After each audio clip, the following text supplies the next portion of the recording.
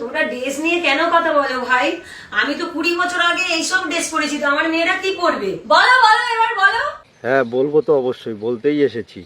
তবে তোদেরকে বলবো না আজকে, আজকে বলবো তোদের ওই মাকে। কারণ মায়ের শিক্ষা আগে হলে শিশুর শিক্ষা মায়ের কোলে। একটু বয়স্ক লোকেরা যদি কোনো ছেলের জন্য মেয়ে দেখতে যায়, আগে গিয়ে তার মায়ের খবরটা নেয়, প্রতিবেশীর কাছে তার মায়ের খবরটা নেয়। কখনো মেয়ের খবরটা বয়স্ক যারা, তারা মেয়ের খবরটা না নিয়ে তারা মায়ের খবরটা নেয়।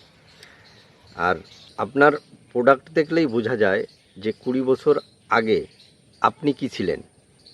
আমি যতদূর শুনেছি বা যতদূর জানি, একজন মা সে যদি বেশ্যাও হয়, সে কখনো চায় না তার কন্যা সন্তানকেও সেই একই লাইনে যেতে দিতে।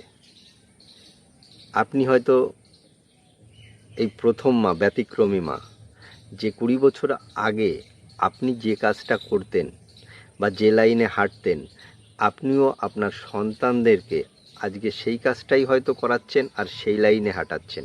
আরও একটা কথা বলি, পুরুষ কখনো শরীর দেখানো নারীকে পছন্দ করে না। পুরুষ সর্বদাই শরীর ঢাকা নারীকে পছন্দ করে, আর ওই শরীর দেখানো নারীদেরকে বাজারি ভাবে।